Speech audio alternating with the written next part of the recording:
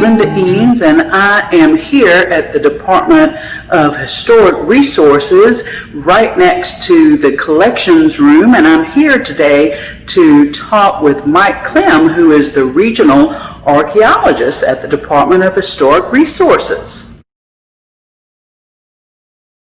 Hi, I'm Mike Clem. I work for the Department of Historic Resources here in Virginia. We're based in Richmond. We're in the building that houses the Museum of History and Culture. And my job is Regional Archaeologist here in Virginia. There are three of us, and I cover the eastern part of the state, from Charlottesville to the Eastern Shore and Fredericksburg to the North Carolina border. And basically my job is following leads. People will call and say they found something interesting in their yard when they were doing their gardening, and I'll go check it out. And sometimes it's a really exciting find, a spear point from 5,000 years ago, or historic ceramics from 200 years ago. So you never know. So I'm an archaeologist, and that is different from a paleontologist. Paleontologist is a person who studies dinosaurs and prehistoric life. What I'm interested in is people, whether Native American people that lived here before Europeans came, or historic archaeology after Jamestown, and even before Jamestown, when early explorers were coming here. They had an impact on the Native American life.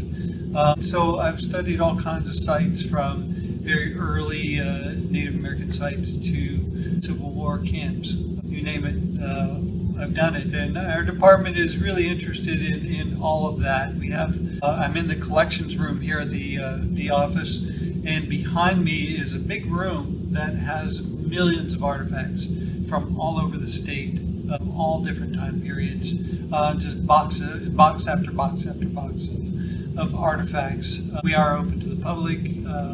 You make an appointment and come in, and you can see artifacts, you can study them, and if you have a particular interest, just let us know, and we can show you stuff related to that time period.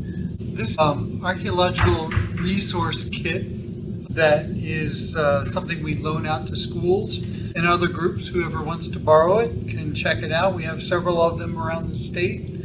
And it's full of good stuff. This is the Archaeological Resource Kit. This tells you how to use it. It's a teacher's guide to Virginia's Indians. It includes good resources, pictures, maps. Very importantly, the first people.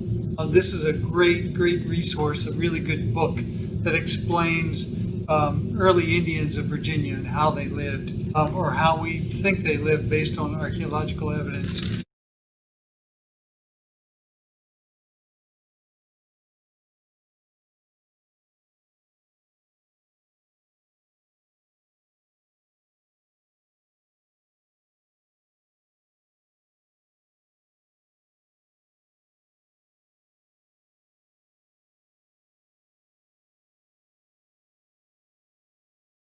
Replica of an atlatl, a spear thrower.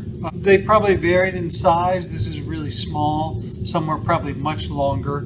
It has a weight on it just to help with speed and accuracy. It's hard to throw something that's lightweight very far, so you need some weight. So you're holding it like this, and this little piece of bone or antler here has a sharp point on it. A spear would sit in there. It's come down here, and you would hold your finger on it, and this extends the arm by that much. It makes your arm that much longer so you can throw further. It's about leverage. It's science. It helps you throw something further and more accurately. And so this is an atlatl. It dates to the Middle Archaic period.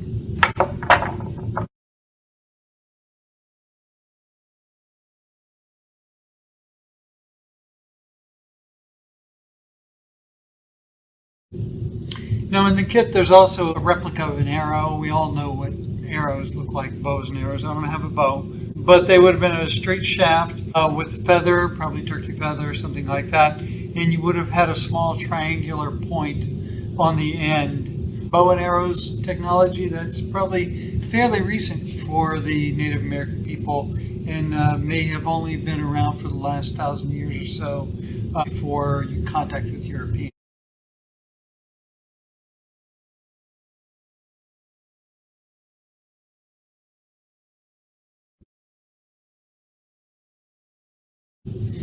All right, here we have what is called a hafted knife. Hafted means it's got a handle on it, and so it's a blade looking, like very much like a spear point, right? And hafted onto a handle and used as a knife. It could have also been attached to a longer spear shaft and then removable, and so it could be used either way. This is hafted on. It's split here, right? And this is stuck in there, and the stone point is stuck into there, and then it's wrapped with tendon, with sinew from an animal, and then that hardens and tightens up over time and makes it very solid. So that's the point of a spear or a knife blade with a stone point.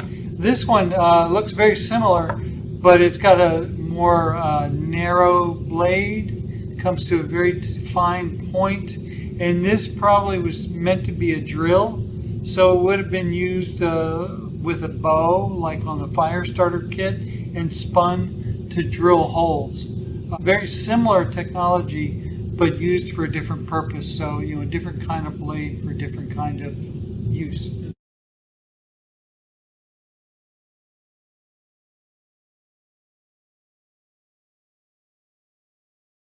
These are replicas of different kinds of points, mythic artifacts made of stone. This is a replica of a really nice archaic period, very large spear point, corner notched, and then tied onto a shaft and used for stabbing and stuff. This is a Paleo-Indian point, very beautifully made, really finely flaked across the edges, and the flute up the middle. It would have been hafted onto a stick like that, so something on either side, and also used as a spear point. Very nicely made, very old.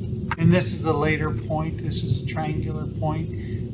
It would have been an arrowhead. This one seems to have been sharpened down to have this. It probably would have been triangular, but once you make a point out of stone, you probably use it over and over and over until it finally breaks or gets too worn down to use again. So this may have been resharpened over and over and used for a long period of time.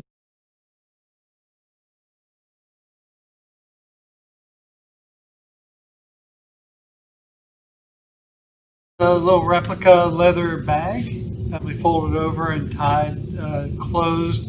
Has some decorative shells on it. It's a really nice little bag. This would have been made out of deer hide, very likely. And you can see it's sewn together here along the edges. Two pieces of deer hide sewn together. And I was going to show, this is the awl, which would have been used to help puncture the holes in the edges. And then some sinew or string made of deer tendon or something, some other animal, pushed through and then sewn through to help make this bag.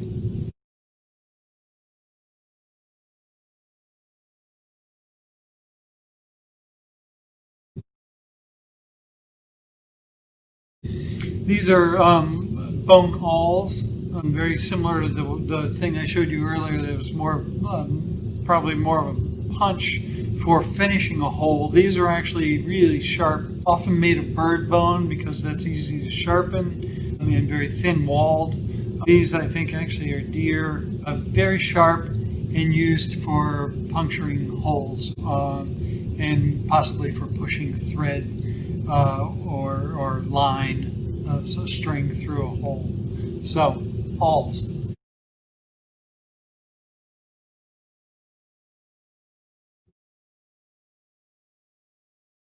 This is what we would call a gorget. This one is made of copper. This is modern copper. These were made of, they were decorative. It was something worn around the neck. It would have been jewelry.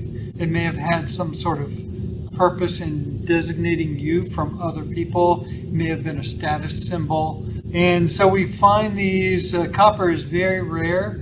It probably would have come, this is a replica.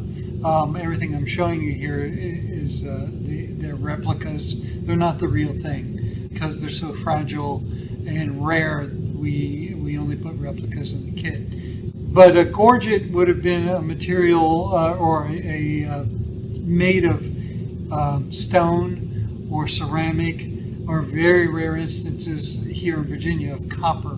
The copper would have come from the upper Midwest.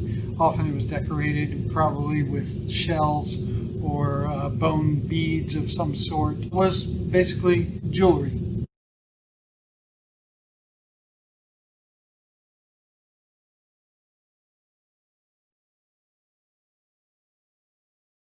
So here's a fur. I think this is a rabbit fur. And, you know, they didn't have cloth, Native Americans. They're using animal skins for shoes, for clothing, for sometimes for their bedding, for making almost anything that you would think of as cloth today would have been animal hide of some sort, often deer hide, but also skins like this. And so they would have to work them and finish them off, scrape them down nice and clean. And they would use a combination of stone and bone tools to do that. Sometimes they would leave the fur on. Sometimes that would even come off. They would use a bone to scrape that down so you'd have more smooth leather like on your shoes today, removing the fur. And so this is a very, very important resource for Native Americans. Animal hides provided them warmth and clothing and a place to sleep.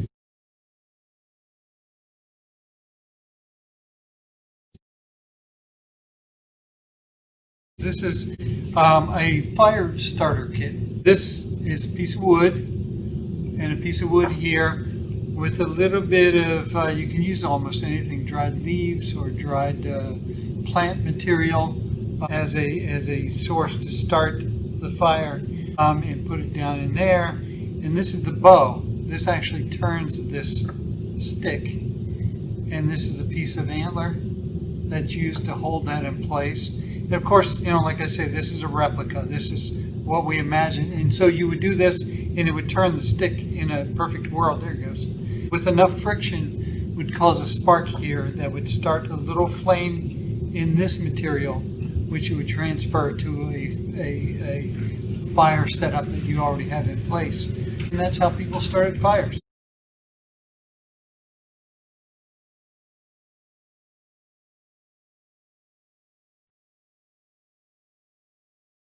These are some examples of pottery. Pottery is a technology that is developed during the woodland period.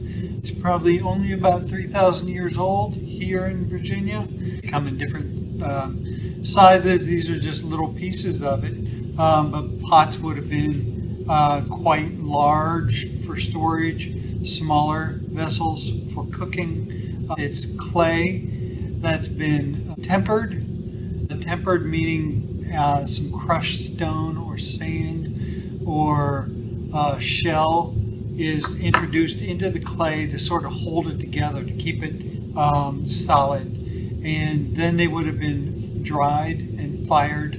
Actually, you make the pots and then build a fire over top to fire them. And then they get nice and hard. So you can cook in them, you can store food in them, and you can eat out of them.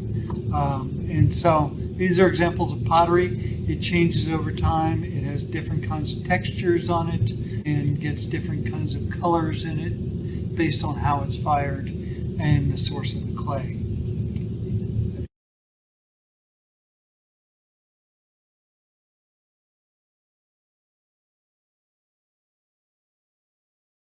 This is an awl, AWL, and it's a piece of bone, sometimes maybe antler, and it's sharp.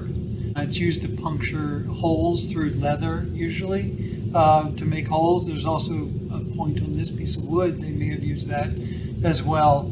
A very common thing when you're making clothing or shoes, moccasins or what have you, or a bag that you would carry stuff in, used to puncture holes in, and then twine or some string would be used to sew it together to make wood.